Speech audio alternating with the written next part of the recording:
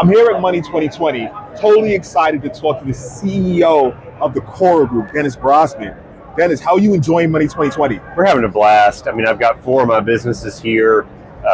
Lots of activity going on. We've got folks, getting their swag, having some drinks with my friends. Love it. And great stuff. Yeah. So you said 4 of your companies. What business are you in? Can you break down each of those companies? Yeah, so I'm with Cora Group, and we're part of Constellation Software, and we buy and operate software companies all over the world. We own about 1,500 of them. Oh, wow. And so I've got 4 here, 3 loyalty businesses and 1 collection business, and they all pretty much work for banks and financial institutions, right? So my loyalty companies include Carlson Marketing, which is an enterprise-grade loyalty platform for banks and credit card companies. They run the entire loyalty program. Other perspective is Points at Work, which is like a channel and loyalty program for employee incentives and for sales incentives, right? So people that are giving their employees gift cards for good behaviors and stuff like that.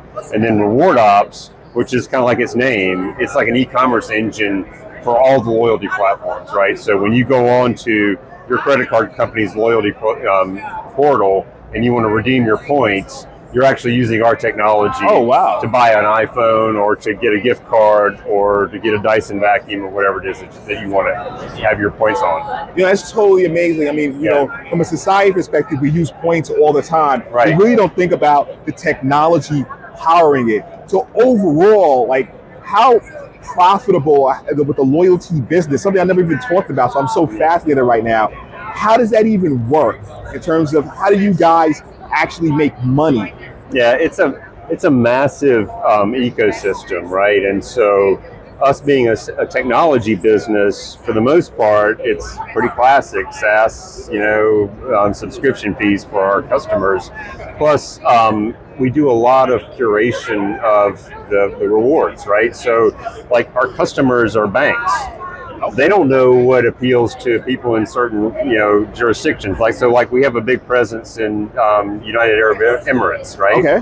And so people care about different things there than they do in the U.S. I can imagine. Right. So we have people that are curating rewards that their card members are going to like. We put them on the website, and then people buy them with their points, right? And so as a bank, and then of course it has to be fulfilled.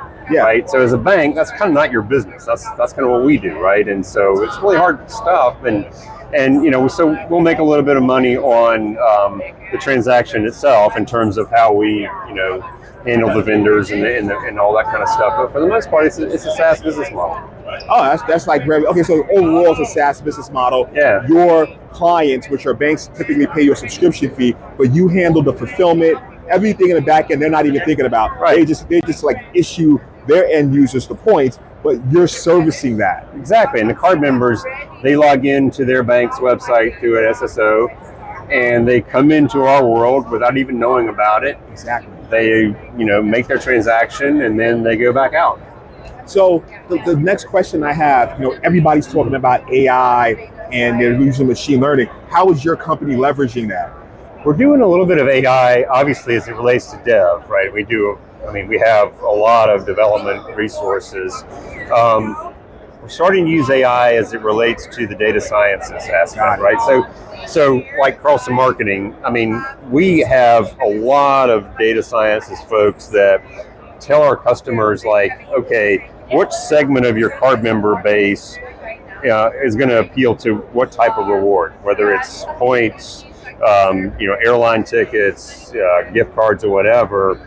And we're using the AI to help them feed that information back to them. Another great example is one of our customers, is a very large, oil company, and they have always promotions to get people to come to, get a few cents off a gallon for gas or something like that, right? And so our data sciences help them understand, are those promotions being effective? Because otherwise we're throwing money away. Of course. The last question I have for you, right? In the loyalty business, where do you see the future going? Like the innovation, where do you see, what do you see happening there 5 years out, 10 years out? It's a marketing business and it's a payments business. And I think that as aggregators of these different points programs, start to arise, I think that's going to be very disruptive and changing of the landscape. When you think about it, one of our customers is an airline, and they're like, our points are currency, right? And you don't normally think about it like that, but they really are. And so for us, what that means is that you have to be able to execute in a major way. Like, I mean, we have Carlson Marketing is in multiple jurisdictions, multiple currencies, literally thousands of transactions per minute that are being fulfilled around the world. Wow. Yeah. Look, amazing stuff. Yeah. I look forward to having a longer conversation with you on our podcast, Tech Behind FinTech. But I thank you so much for your time. I wish you safe travels back home. You as well, man. It's been a lot of fun. Thanks a lot. Cheers. Understanding the technology that powers the money is essential. Knowing the business drivers that inspire how the money is made is crucial. Bridging the gap between the mind of the technologist and the mind of the business is monumental. That is what TBF is all about. Let's start this never-ending conversation. It's time.